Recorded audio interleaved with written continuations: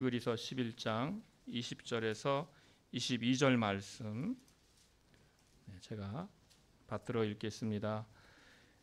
믿음으로 이삭은 장차 있을 일에 대하여 야곱과 에서에게 축복하였으며 믿음으로 야곱은 죽을 때에 요셉의 각 아들에게 축복하고 그 지팡이 머리에 의지하여 경배하였으며 믿음으로 요셉은 임종시에 이스라엘 자손들이 떠날 것을 말하고 또 자기 뼈를 위하여 명하였으며. 아멘.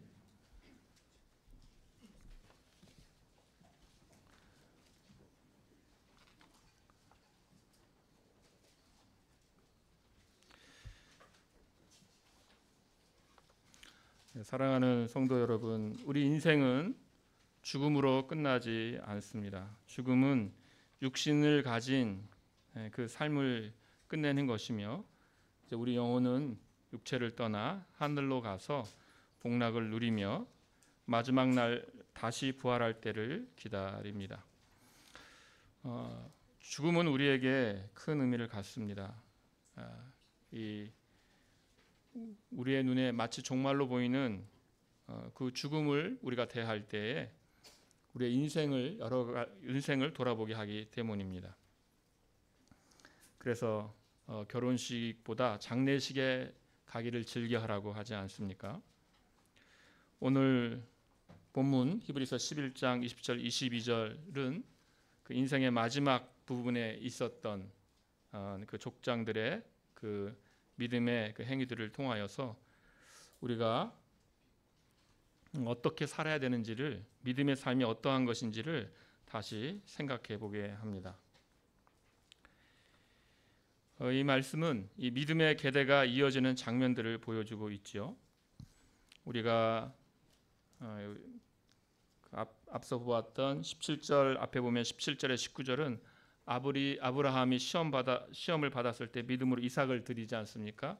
그 이삭이 이제 20절에서 나오죠. 그래서 믿음으로 이삭이 한 일이 나오고, 그 이삭이 한 일이 무엇이냐면 야곱과 에서에게 축복했는데 21절에서 다시 야곱이 등장하죠. 그래서 믿음으로 야곱이 한 일이 등장하고, 그 일이 요셉의 각 아들들에게 축복하는 일이었는데 다시 22절에 요셉이 또 등장하죠. 그래서 믿음으로 또 요셉이 한 일이 나오고 있습니다.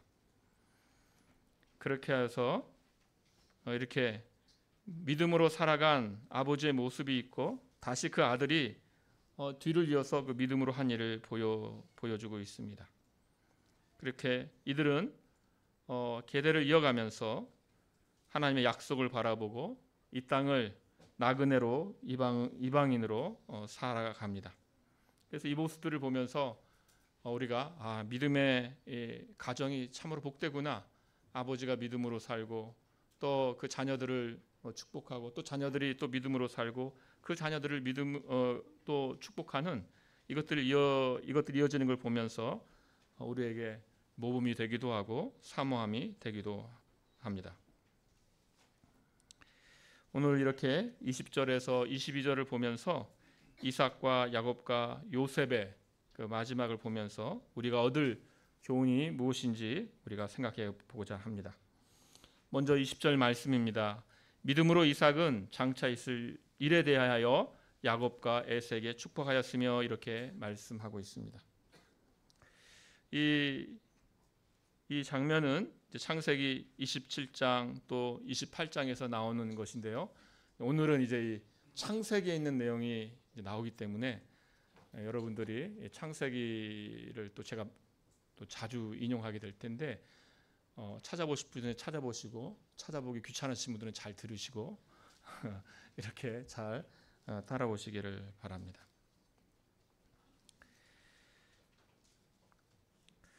믿음으로 이삭이 야곱과 에서를 축복했다고 하는데, 이걸 딱 처음에 볼 때 그런 생각이 들 수 있습니다.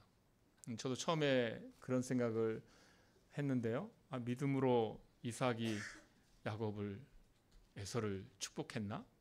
장면을 생각해 보면 그 온갖 속임수와 질투와 시기와 그 또 복수심과 이런 것들이 난무하는 그 현장이 사실 이삭이 야곱과 에서를 축복하는 장면에 등장하거든요. 그래서 이삭이 야곱을 믿음으로 축복했나? 속아서 축복한 거 아닌가? 이런 생각이 듭니다. 또 히브리서 1장에서는 또 에서에게 축복했다고 그랬는데 이것도 이상합니다. 왜냐하면 에서는 하나님의 백성에 속하지 않은 그 이제 핏줄이 되는 것인데 약속의 자손에 속하지 못하죠. 그런데 어떻게 또 이렇게 에서를 또 축복했다고 그럴까? 그런 또 생각이 드는 것입니다. 네, 그런 내용들을 우리가 또 생각해 보면서 이 내용을 보도록 하겠습니다. 다 알고 계시겠지만 야곱과 에서에게 일어난 일을 우리가 한번 되짚어 보겠습니다. 이삭은 리브가와 결혼해서 쌍둥이를 잉태했습니다. 태 속에서 싸웠죠. 그래서 리브가가 하나님께 물어보았습니다. 하나님께서 두 국민이 내 태중에 있다. 두 민족의 내 복중에서부터 나누이리라. 이 족속이 저 족속보다 강하겠고 큰 자가 어린 자를 섬기리라 이렇게 말씀하셨습니다. 그래서 이미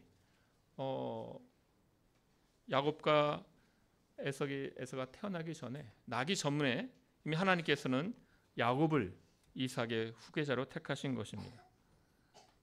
그 위의 내용들을 보게 되면 이 가정이 그렇게 썩 평탄하지 못한 그런 길을 가는 것을 우리가 보게 됩니다. 창세기로 우리가 이제 가보시면 귀찮으시면 안 가시고 그냥 잘 들으시면 되고, 창세기 25장 27절 28절을 보시면 그 아이들이 장성함에 에서는 익숙한 사냥꾼이었으므로 들사람이 되고 야곱은 조용한 사람이었으므로 장막에 거주하니 이삭은 에서가 사냥한 고기를 좋아함으로 그를 사랑하고 리브가는 야곱을 사랑하였더라 이렇게 말합니다. 그러니까 지금 정말 이 편애하는 일이 나타나는 거죠. 이삭은 에서를 편애하고 리브가는 야곱을 편애합니다. 그래서 이로 인하여서 가정이 아주 어려운 길을 가게 됩니다. 이제 27장으로 가보시면 거기에 이제 이삭이 야곱과 에서를 이제 축복한 이야기가 나오는데 27장 1절에서 이삭이 나이가 많아 눈이 어두워 잘 보지 못하더니 맏아들 에서를 불러 이르되 내 아들아 하매 그가 이르되 내가 여기 있나이다 이렇게 합니다. 그래서 이제 나이가 많아 눈이 어두워서 잘 보지 못하였다. 근데 성경에서 이게 특별히 구약에서 눈이 어둡다라는 것이 등장할 때 영적인 것을 포함해서 말할 때가 자주 있죠. 그래서 이것은 이제 이삭의 분별력이 분별력이 약하겠구나 이런 것을 우리로 하여금 알게 합니다. 이삭이 이제 영적 분별력을 상실한 상황에서 하나님께서 야곱을 택하였다는 사실을 거의 잊어버린 것처럼 행동하게 됩니다. 물론 이제 어떤 분들은 리브가가 그렇게 하나님께서 야곱을 미리 택하신 것에 대하여 또는 그것이 야곱을 택하였는지 어떤 것인지 어쨌든 그것을 이삭에게 완전히 깨달았지 않았든 혹은 리브가가 말하지 않았든 전달하지 안 할 수도 있겠다 이런 말씀도 하신 분 계시는데 어쨌거나 이 이삭은 분별력을 잃은 상태에서 이제 에서에게 축복을 하겠다고 합니다.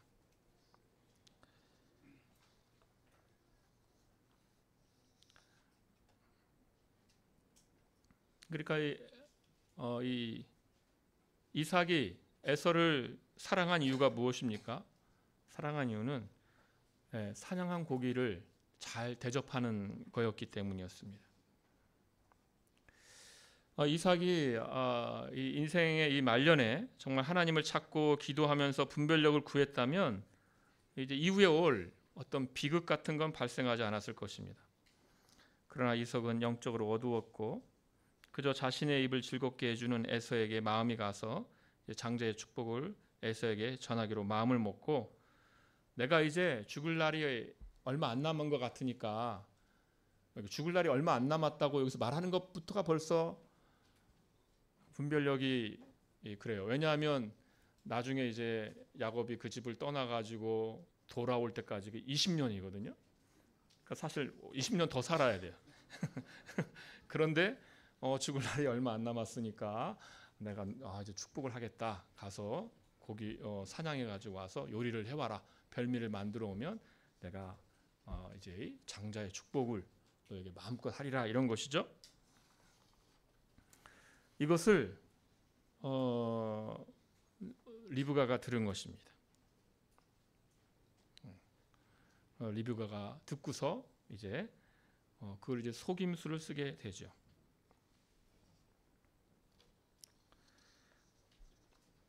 이삭을 속여서 이 축복을 야곱이 받게야겠다 이렇게 생각합니다.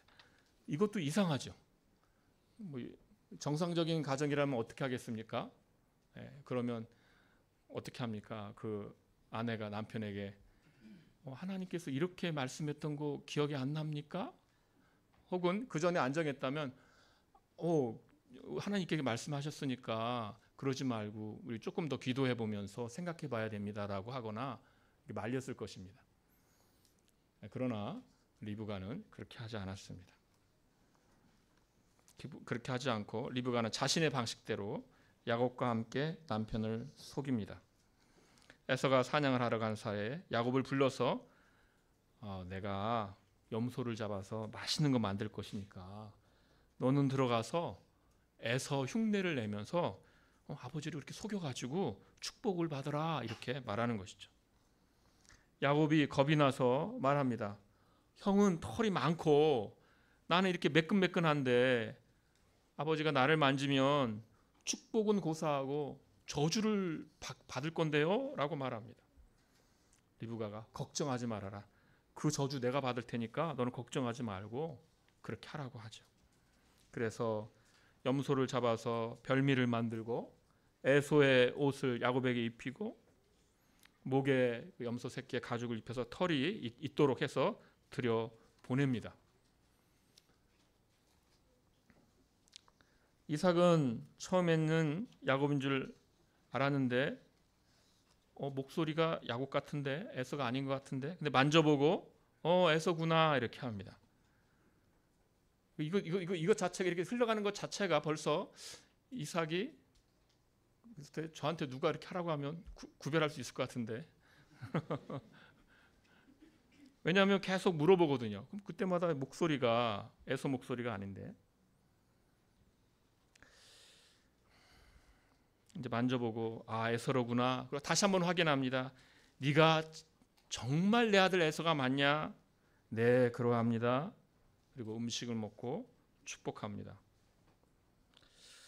이 모든 상황을 아는 우리에게 히브리서 11장 20절은 믿음으로 이삭은 장차 있을 일에 대하여 야곱과 에서에게 축복하였으며라고 합니다. 이 아버지 이삭의 영적인 어둠, 분별력이 없음, 어머니 리브가의 지혜롭지 못한 이런 행동, 속이는 행위, 이미 팥죽 한 그릇의 장자권을 동생 야곱에게 팔아버린, 그렇게 그 장자권과 하나님의 약속을 우습게 여기는 그 형, 그리고 야비하게 팥죽 한 그릇의 장자권을 사려고 했던 동생 야곱, 그리고 어머니가 속이자고 하니까 그렇게 거기에 동조한 그 야곱,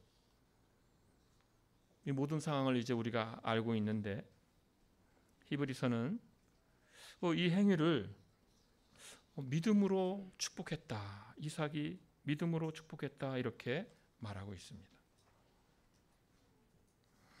영적으로 어두웠던 이삭이었지만 그런데 하나님의 약속 성취에 대한 믿음이 남아 있었습니다.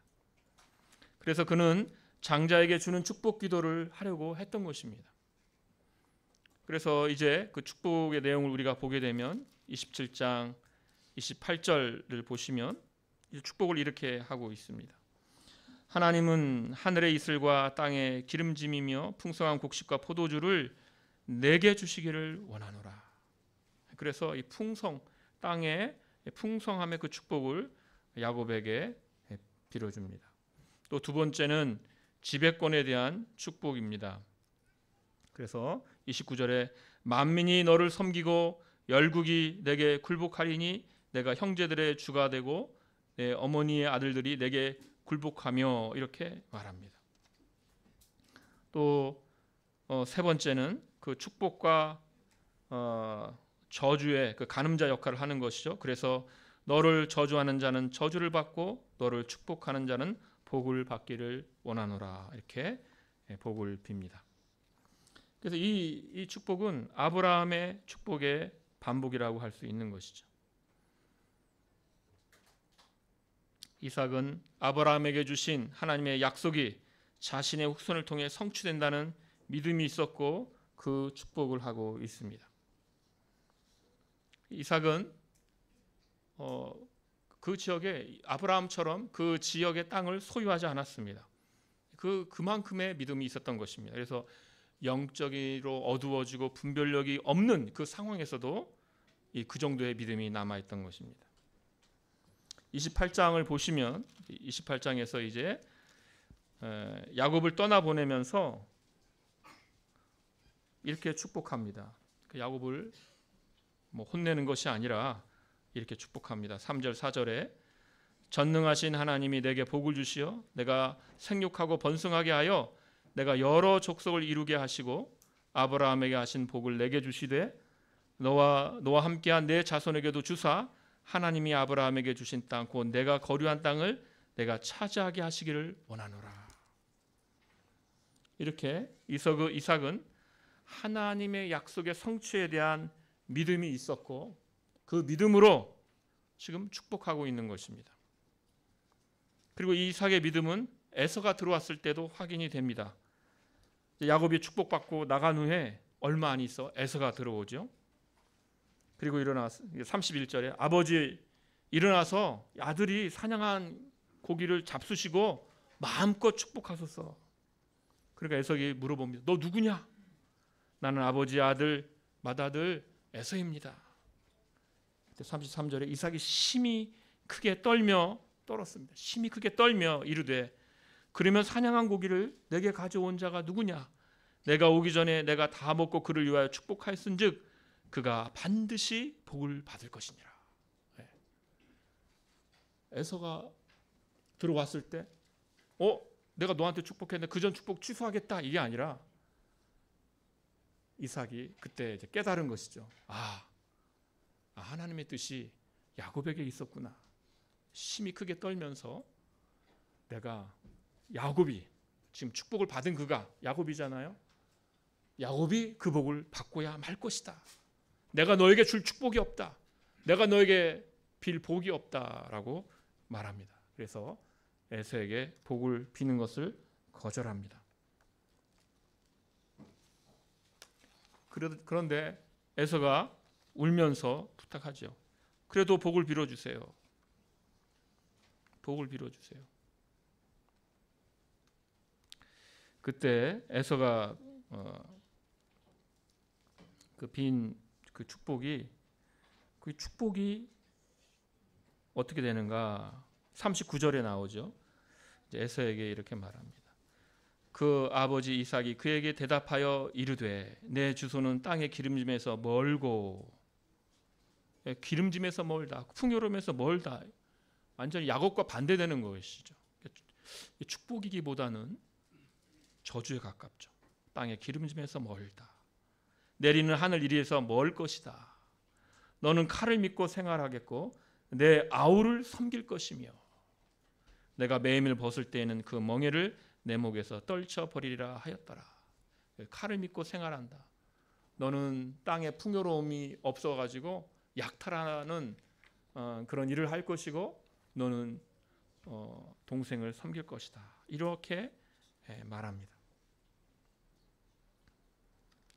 이것은 에서를 향한 축복이기보다는 야곱에 대한 축복의 확인을 다시 에서를 통해 하고 있는 것이죠.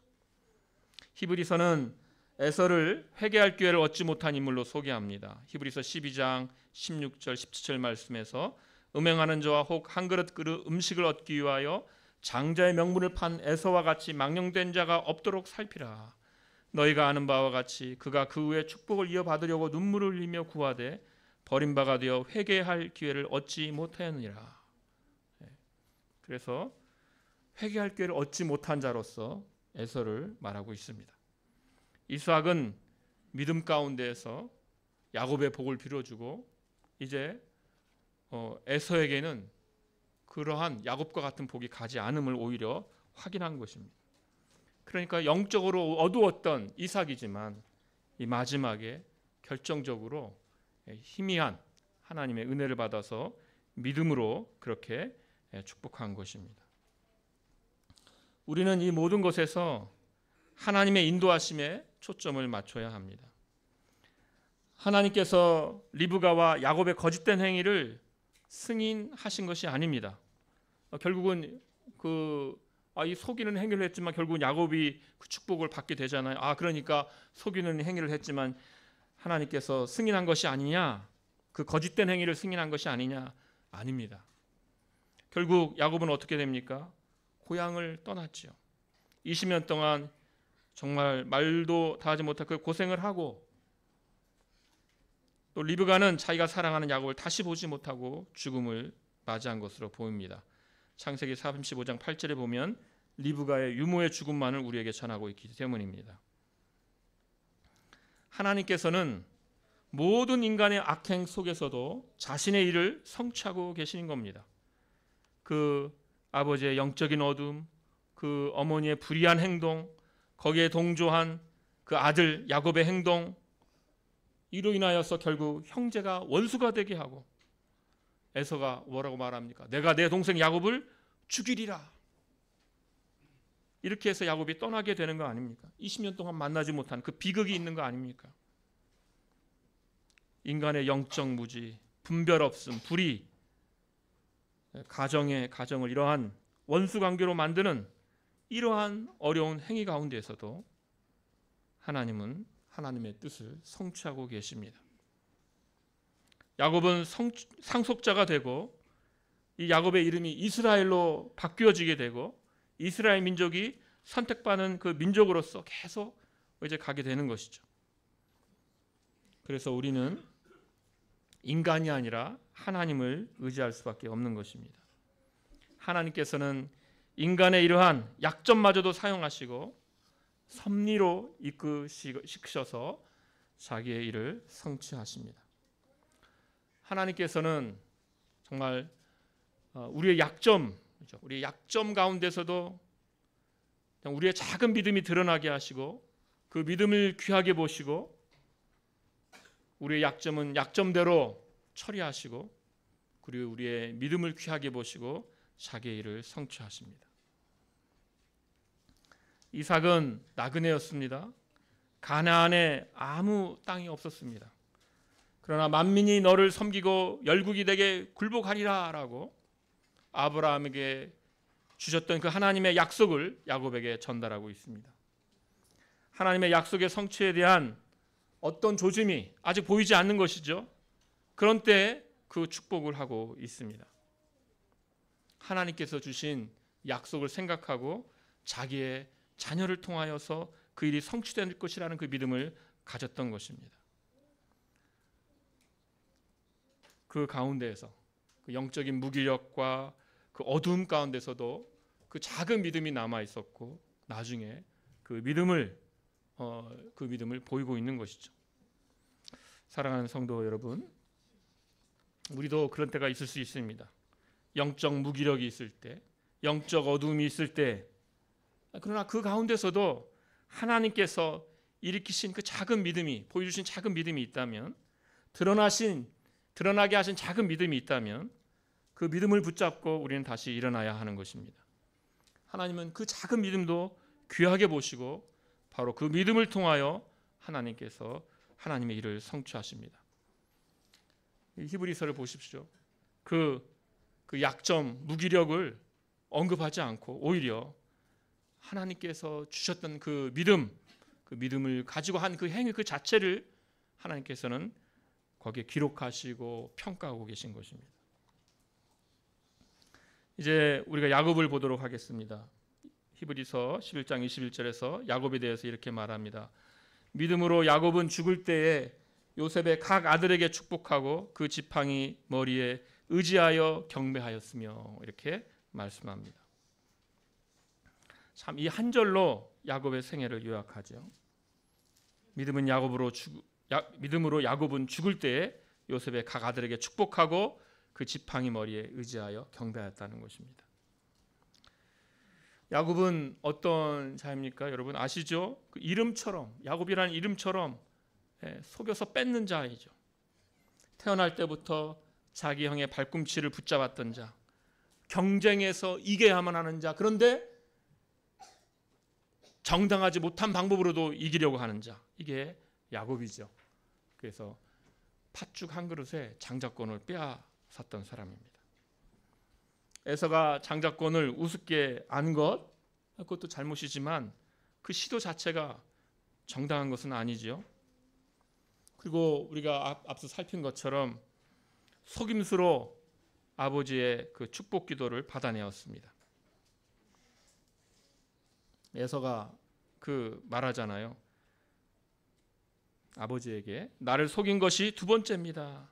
지난번에는 장자권을 빼앗고 이제 내 복을 빼앗았습니다. 야곱은 이렇게 정말 자기의 욕심을 위하여 자기의 야망을 위하여 속여서 뺏는 자로 그 삶을 살죠.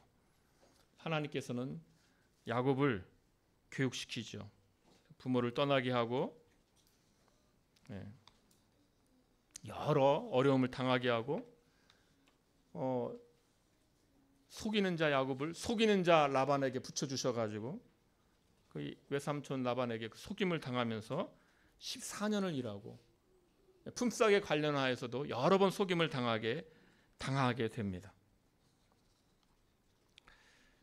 그런 정말 여러 일들을 당하는 그 인생의 여러 가지 일들을 당하는 것이 야곱의 인생이 됩니다. 하나님의 인도하신 가운데서 가나안에 들어오면서 형 에서를 만나는 게 얼마나 두려웠습니까? 그런데 정말 하나님을 밤새워서 붙잡고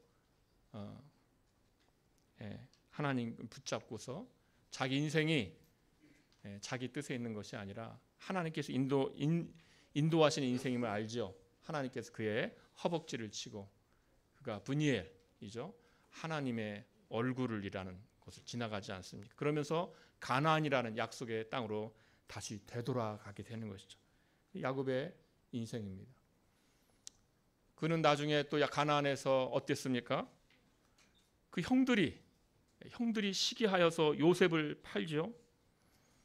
죽은 줄로만 알았던 요셉이 애굽으로 가서 총리가 되고 그 기근에서 살아남게 하시고 여러 민족들을 요셉을 통하여서 그 기근에서 살아남게 하죠. 자기 아들이 애굽의 총리가 된 것이죠. 바로 앞에도 섭니다. 그때 이삭이 이렇게 말합니다. 내 나그네 세월이 130년이니이다. 내 나이가 얼마 못 되니 우리 조상의 나그네 길에 연대에 미치지 못하나 험악한 세월을 보내었나이다. 그 자기 인생을 험악한 세월이라 이렇게 말하죠. 그래서 정말 야곱의 인생은 험악한 세월이었던 것입니다. 마지막이 되어서 이제 야곱이 요셉의 아들들에게 축복하는 일이 있는 것이죠. 그 일을 그래서 그 여러 일들이 있었는데 지금 히브리서는 야곱이 요셉의 아들들에게 축복한 일을 가장 중요한 일로 바라보고 그 일을 적고 있는 것입니다. 그 일은 이제 48장에 나옵니다. 48장. 창세기 48장입니다.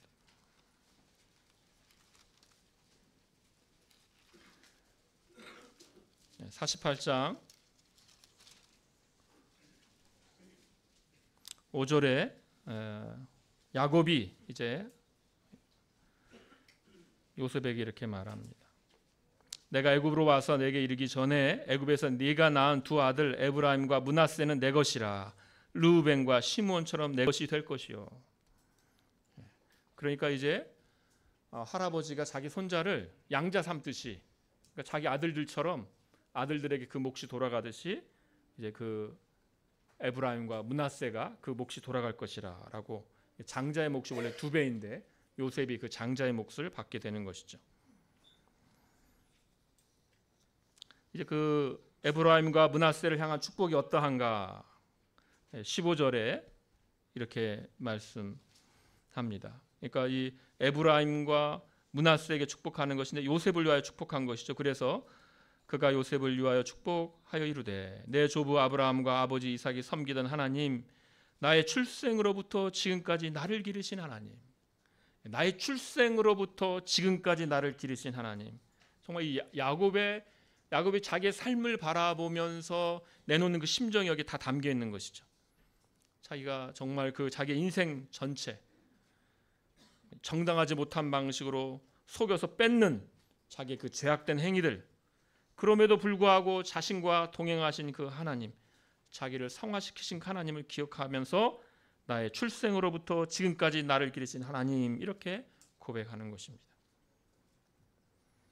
자신의 죄악과 속임수, 그로 인한 환난, 불행, 그러나 그 모든 순간에도 자신을 지키시고 지금까지 함께 하신 그 하나님을 생각하면서 지금 기도하고 있는 것입니다. 그 축복의 내용을 보면 16절에 나를 모든 환난에서 건지신 여호와의 사자께서 이 아이들에게 복을 주시오며 이들로 내 이름과 내 조상 아브라함과 이삭의 이름으로 칭하게 하시오며 이들이 세상에서 번식되게 하시기를 원하나이다. 이렇게 기도합니다. 이 축복은 무슨 기도입니까? 내 이름과 내 조상 아브라함과 이삭의 이름으로 칭하게 하시오며. 이 축복이 무슨 의미를 갖는가요? 여러분, 애굽의 총노의 아들들입니다. 에브라임과 므낫세, 애굽의 총리로서 정말 세계 최대 당시의 강대국에서 그 총리인데 그 부와 권력이 어떠했겠습니까? 그 최고 권력자 요셉의 아들들을 므낫세와 에브라임에게 지금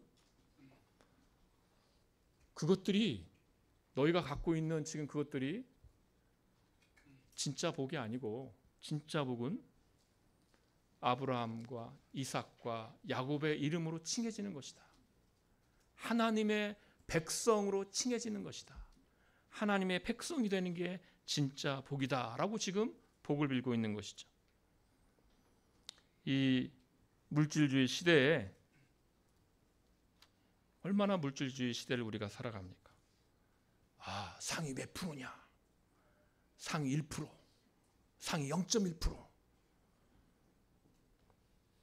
여러분, 이 에브라임과 므낫세는 몇 프로겠습니까? 바로 그 다음 아래예요. 0.00001%죠. 그에게 지금 야곱은 하나님의 백성으로 사는 것이 가장 큰 복이다라고 하고 있는 것입니다. 여러분은 자녀와 후손에게 어떤 축복을 해주시길 원합니까? 해줍니까? 영육간에 필요한 모든 것을 채우시는 하나님을 의지하기 때문에 우리가 영육간에 필요한 모든 것을 하나님께 구합니다. 그러나 가장 중요한 것은 우리의 자녀들이, 우리의 후손들이 하나님의 백성이 되는 것입니다. 온갖 호사스러운 것을 보고 자랐을 에브라임과 므낫세가 할아버지에게 가가지고 축복 기도를 들을 때 그 심정이 어떠했을까를 우리가 생각하게 되는 것입니다. 믿음은 바라는 것들의 실상이요 보이지 않는 것들의 증거인데 야곱은 이제 그 믿음으로 그들을 축복하고 있습니다.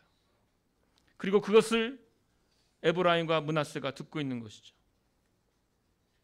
이것을 보면서 정말 이 물질주의 시대를 살아가는 우리가 이것을 교훈으로 삼아야 하는 것입니다.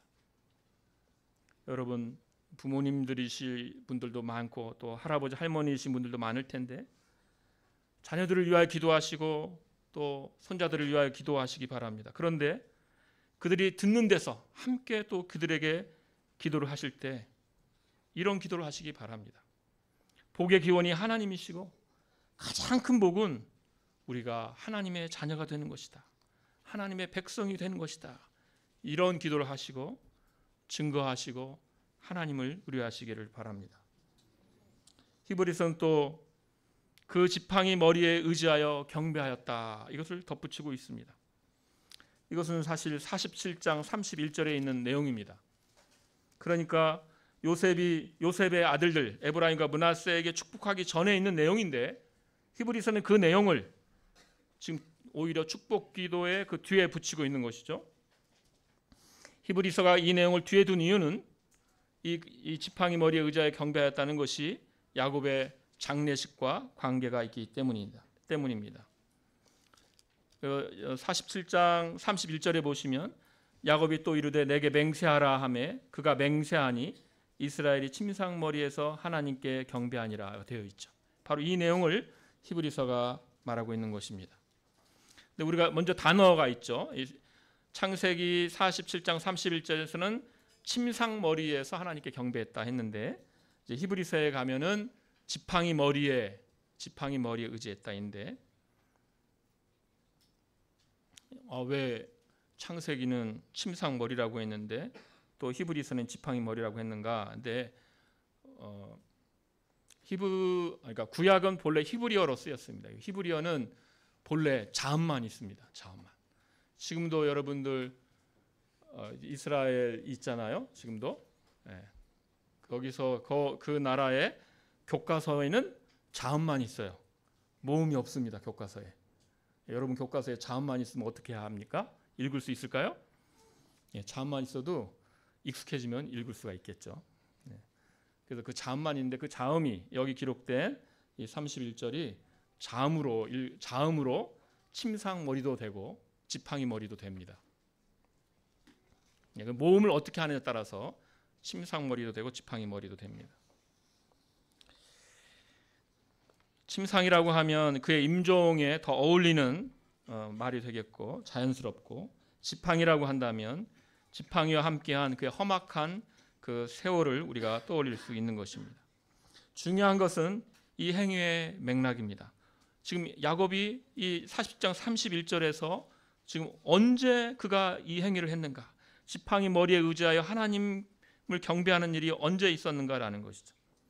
29절 30절 야곱이 요셉에게 무언가를 요구하고 있습니다. 무엇을 요구하는가 한번 우리 같이 읽어봅니다. 47장 29절과 30절 말씀을 같이 읽어보겠습니다. 찾으신 분들 같이 읽어봅니다. 시작. 이스라엘이 죽을 날이 가까움에 그의 아들 요셉을 불러 그에게 이르되 이제 내가 내게 은혜를 입었거든 청하노니 내 손을 내 허벅지 아래에 놓고 인애와 성실함으로 내게 행하여 애굽에 나를 장사하지 아니하도록 하라. 내가 조상들과 함께 눕거든 나를 애굽에서 메어다가 조상의 묘지에 장사하라. 요셉이 이르되 내가 아버지의 말씀대로 행하리이다. 무슨 말씀입니까? 이제 내가 죽게 되면 나 여기 애굽 땅에 묻지 말고 가서 막벨라 굴에 나를 묻으라는 것이죠. 그 아브라함이 샀던 그 묘지에 나를 묻으라는 것이죠. 그래서 31절에서 그걸 다시 한번 확인하는 거죠. 내게 맹세하라. 요셉이 맹세하니까 그때 이제 이스라엘이 침상머리에서 하나님께 경배하니라가 있는 것입니다.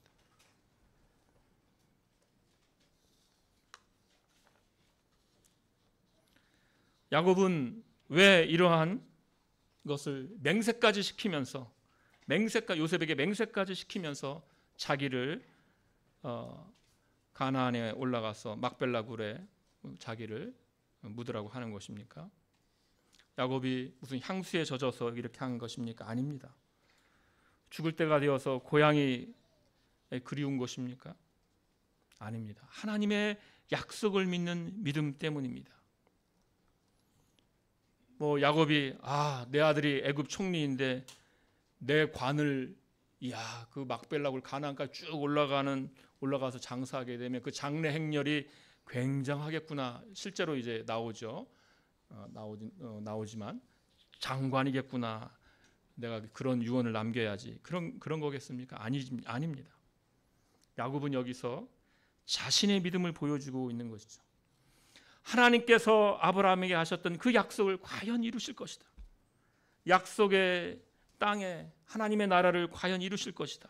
그 믿음을 가지고 요셉에게 맹세시키고 있는 것입니다. 그리고 나서 야곱이 그렇게 하겠다고 하니까 지팡이 머리에 의지하여서 하나님께 경배한 것입니다. 히브리서 아닙니까? 이것을 읽을 때 야곱이 지팡이 머리에 의지하여 하나님께 경배했다는 것을 읽을 때에 이들은, 이 히브리서를 읽는 이들은 야곱의 장래를 떠올리는 것입니다. 야곱의 이 장래는 그 야곱의 자녀들과 그 후손들에게 증거가 되는 것이죠. 아, 우리는 애굽에 사는 존재들이 아니지. 우리에게는 하나님의 약속이 있지라는 것입니다. 그 요셉의 기도를 야곱의 기도를 받았던 그 요셉의 자녀들 에브라임과 므낫세, 그 아버지가 총리인데 온갖 그 호화스러운 것을 보면서 태어나서 그들은 가나안을 경험한 적이 없어요. 애굽에서 태어나서 그냥 애굽에서 자라는 이들이에요. 그들이 할아버지의 축복 기도를 듣고 이제 할아버지의 장례 때문에 막벨라 굴까지 동행합니다. 그 먼 길을 가면서 어떤 마음이었을까요? 결국 그들은 우리가 애굽에서 태어나서 애굽에 자라지만 그러나 우리가 지향할 곳은 애굽이 아니구나. 하나님의 약속이구나. 하나님의 약속의 땅이구나. 이것을 그 마음에 새기는 것입니다. 사랑하는 성도 여러분, 우리의 후손들에게, 여러분의 후손들에게 그런 믿음의 증거를 보여주시기를 바랍니다. 우리 아버지가 이렇게 했었지. 우리 어머니가 이렇게 했었지. 이 땅을 소망하지 않고 하나님의 약속을 소망하며 사셨지. 그 믿음의 증거를 나에게 주셨지. 이런 마음으로 사시기를 바랍니다. 요셉도 똑같습니다. 22절에 믿음으로 요셉은 임종시에 이스라엘 자손들이 떠날 것을 말하고 또 자기 뼈를 위하여 명하였으며. 이제 창세기 50장이죠. 50장 24절 25절에 있는 것이죠. 요셉이 24절 25절 제가 읽겠습니다. 요셉이 그의 형제들에게 이르되 나는 죽을 것이나 하나님이 당신들을 돌보시고 당신들을 이 땅에서 인도하여 내사 아브라함과 이삭과 야곱에게 맹세하신 땅에 이르게 하시리라 하고, 요셉이 또 이스라엘 자손에게 맹세시켜 이르기를 하나님이 반드시 당신들을 돌보시리니 당신은 여기서 내 해골을 메고 올라가겠다 하였더라. 요셉이 110세의 죽음에 그들이 그의 몸에 향제를 놓고 애굽에서 입관하였더라. 애굽에서 입관하였더라. 여러분, 우리 장례하면 입관 예배가 있죠. 또 무슨 예배가 있죠? 하관 예배가 있습니다. 그러나 지금 뭐만 있습니까? 입관만 있습니다. 그래서 이 창세기 50장 26절은 요셉이 애굽에서 관에 있었더라 이렇게 끝나는 거예요. 그러니까 마치 묻히지 않은 것처럼. 요셉은 어떤 걸 말합니까? 나는 여기에 매장되는 것이 아니라 나의 매장은 약속의 땅이다라는 것이죠.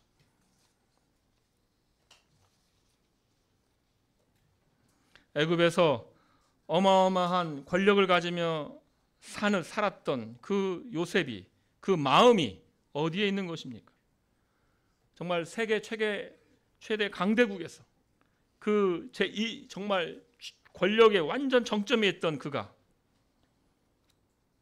그 땅에 아무 소망이 없는 것처럼 자기 뼈를 애굽에서 가지고 나가라라고 하는 것입니다. 나는 애굽에서 영원히 살 마음이 없다. 내 후손도 애굽에서 영원히 사는 것이 아니다. 여기는 내 땅이 아니다. 하나님께서 약속하신 그 나라가 있다. 거기로 가야 한다는 것입니다. 요셉은 하나님의 약속을 바라보며 그렇게 살고 죽었습니다. 이 요셉의 이 유언은 그의 후손들에게 큰 교훈이 되는 것이죠. 요셉은 결국 그 요셉의 유언에 따라서 출애굽기 13장 19절에서 출애굽하면서 모세가 요셉의 유고를 가지고 가는 것이죠. 그 요셉의 유고를 가지고 애굽으로 들어갑니다. 출애굽기 13장 19절 말씀. 모세가 요셉의 유고를 가졌으니 이는 요셉이 이스라엘 자손으로 단단히 맹세하게 하여 이르기를 하나님이 반드시 너희를 찾아오시리니 너희는 내 유고를 가지고 나가라 하였습니다. 여기서 가지고 나가라. 요셉은 자신의 믿음의 증거를 남겼던 것입니다. 우리가 이 믿음의 선진들을 볼 때 아벨의 죽음부터 시작했죠.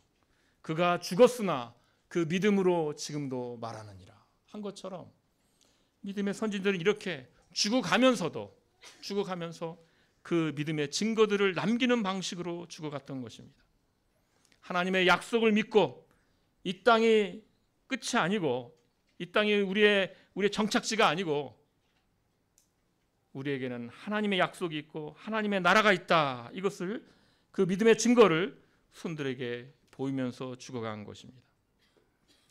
오늘 이렇게 우리가 이삭과 야곱과 요셉의 이 마지막을 보면서 우리가 어떻게 살아야 하는지, 우리의 자손과 후손들에게 우리가 무엇을 보여주며 살아야 되는지를 우리가 알게 되는 것입니다. 이들의 삶을 보면서 이 믿음의 증거를 나의 후손들에게, 나의 자녀들에게 남겨야겠구나. 내가 나의 자녀들과 후손들에게 그 복을 비는 기도를 할 때 정말 하나님의 그 약속을 생각하면서 하나님의 백성이 되는 그 복을 생각하면서 기도해야겠구나. 이 마음을 먹으시면서 정말 믿음의 증거들을, 믿음의 이런 약속을 믿는 그 믿음의 증거들을 자녀와 후손들에게 증거하시면서 사시는 저와 여러분 되시기를 소원합니다. 함께 기도하십니다. 하나님 아버지, 오늘 이렇게 또 저희가 믿음으로 복을 빌고 믿음으로 증거들을 남기면서 죽어간 이삭과 야곱과 요셉을 하게 하시니 감사드리옵나이다.